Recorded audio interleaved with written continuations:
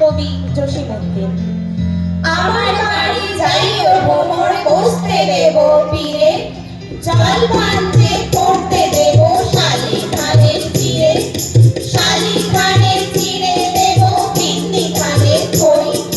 বাড়ির কাছে পকড়ি গলা কামছা বাঁধা রই, আম কাঁঠালের বনের ধারে শুয়ো আঁচল পাতি, গাছের শাখা দুলিয়ে বাতাস করবো সারা রাতি, চাঁদ মুখে মোর চাঁদের চুমো মাখিয়ে দেব সুখে, তারা ফুলের মালা গাছি জড়িয়ে দেব বুকে, গাইব মনে শব্দ শুনি জেগো সকাল বেলা, সারাটা দিন তোমায় লয়ে করবো আমি খেলা,